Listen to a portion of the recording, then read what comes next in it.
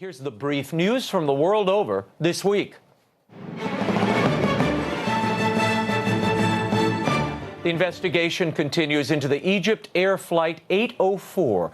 The plane crashed into the Mediterranean Sea en route from Paris to Cairo. A cause is not yet known. However, authorities say the plane swerved wildly before disappearing from radar 200 miles off the Isle of Crete.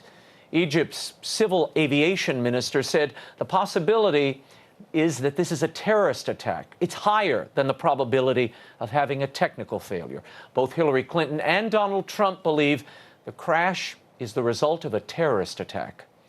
And the U.S. Supreme Court has handed a victory to religious organizations fighting the Obamacare contraception mandate. But it wasn't a win for religious freedom per se.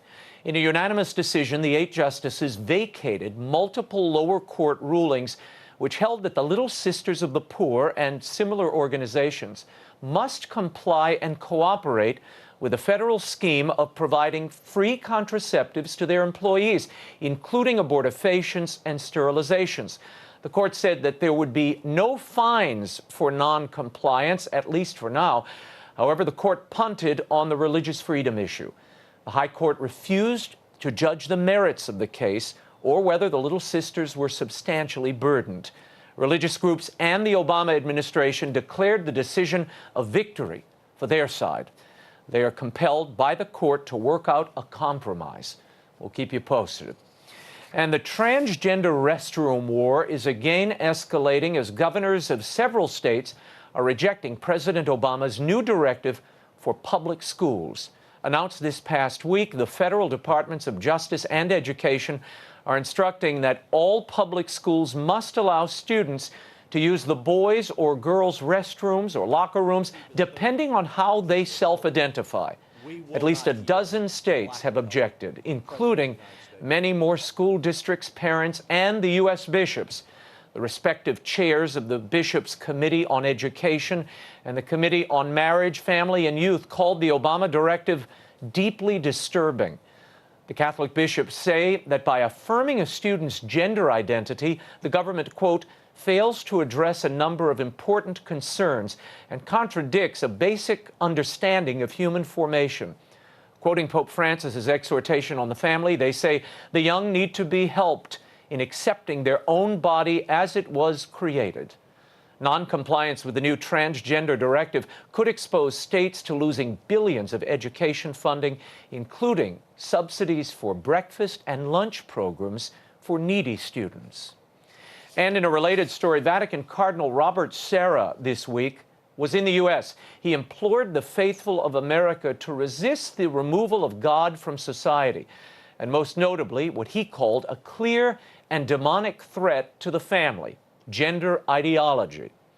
Cardinal Sarah made the comments in a keynote address at the National Catholic Prayer Breakfast in Washington on Tuesday.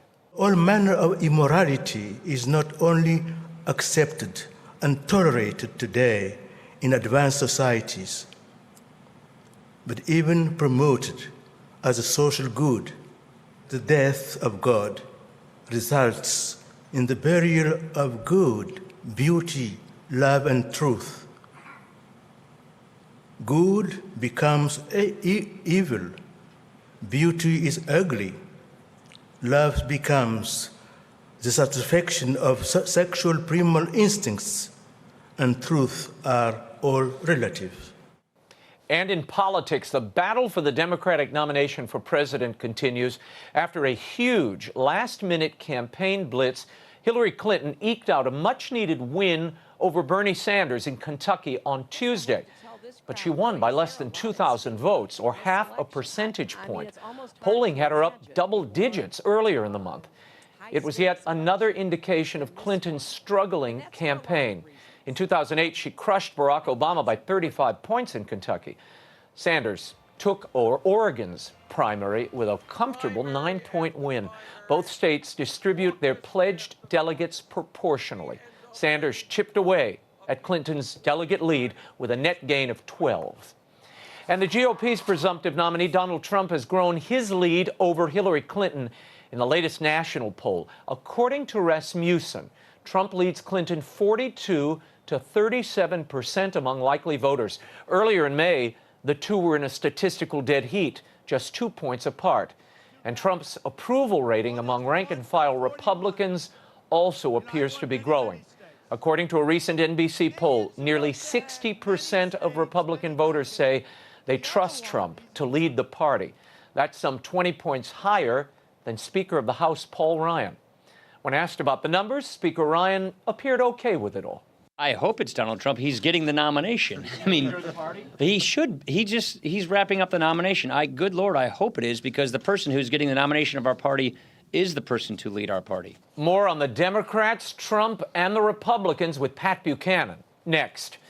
And in Nigeria, a glimmer of good news this week at last. One of the Chibok schoolgirls kidnapped by Boko Haram terrorists over 2 years ago is home.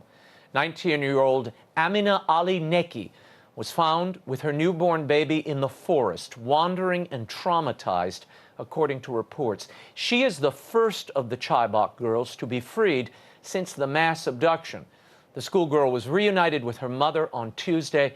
Sadly, her father died while she was held in captivity. Boko Haram militants stormed and firebombed the government girls' secondary school at Chibok in April of 2014. They seized 276 girls at the time. 219 remain missing. And in Europe, with a referendum vote a little more than a month away, British Prime Minister David Cameron continued his campaign against Brexit, Britain leaving the EU. On Tuesday, Cameron focused on the British economy and the key advantages of remaining a member of the EU. An argument that says this single market is growing, it's expanding, it's going to cover energy, it's going to cover services, it's going to cover digital, and it is a key advantage to our economy, to growth and to jobs and investment to stay in. And while the Catholic Church in the UK remains officially neutral on the issue, the Cardinal Archbishop of Westminster, Vincent Nichols, and his predecessor, Cardinal Cormac Murphy O'Connor, have both personally endorsed the vote to remain in the European Union. The latest polls show those determined to remain in the EU with a double-digit lead over those in favor of a Brexit. The referendum will be held on June 23rd. And the ongoing talks between the Traditionalist Society of St Pius X continue to show progress. In an interview with the National Catholic Register's Edward Penton, Bishop Bernard Fallet, the Society's leader, says he remains optimistic that an accord between the Society and the Vatican can be reached, and the breakaway group brought into full communion with Rome. Fallet spoke of a new attitude within the Congregation for the Doctrine of Faith in Rome in dealing with the group. On the side of the Congregation of the Faith, there is a new perspective on us, which claims that thanks to these discussions, once again, it appears that the Society is not schismatic. That means that the points... Fallet went on to say that Rome may be placing less weight on the Society's attitude toward Vatican II reforms and more emphasis on saving souls and finding ways to do it, something the Holy Father favors, particularly during the Year of Mercy. In a recent interview, the Pope told a French daily that the Society was, quote, considering themselves Catholic. They love the Church. I think that they are Catholics on the path to full communion, end quote. We will continue to follow this story. And Pope Francis had some harsh words this week for those who exploit workers for cheap labor. In his homily at Mass on Thursday, he called human traffickers and unjust business owners true leeches that live off the bloodletting of people whom they have made to work as slaves. The Pope used the example of a businessman who pays his workers little without vacation time or health insurance while becoming rich himself. He called such exploitation a mortal sin that, quote, takes much patience, much restitution to overcome. And finally, I am so excited, I'm proud to announce the publication this week of the capstone of my Mother Angelica collection, the sequel to her biography and the last word on her incredible life. Mother Angelica, Her Grand Silence, The Last Years and Living Legacy is available everywhere at bookstores. This new book contains never-before-revealed details of Mother's final mission, illuminating unpublished interviews printed here for the first time, and a tribute to a woman who was a spiritual mother to so many of us and a dear friend to me. In Mother Angelica, Her Grand Silence, you will learn about Mother's secret trip to the Far East after her stroke, the dramatic supernatural attacks she endured in her cell, and encounter the testimonies of some of the millions of lives she touched during her 15 years out of the public eye. For the first time, I also write about our personal relationship and the event that nearly ended our friendship before it began.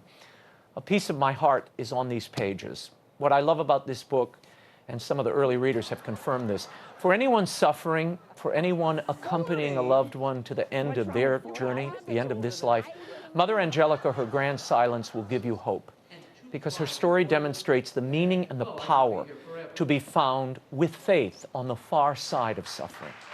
She was so wise, and in her final years, she didn't just teach lessons about the redemptive power of pain, she lived them. Find out how her story truly ended and why it goes on.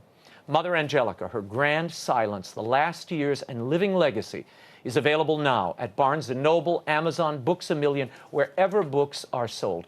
Go to RaymondArroyo.com for more information. And thank you for supporting this important work. A portion of the proceeds benefit the Sisters of Our Lady of the Angels Monastery.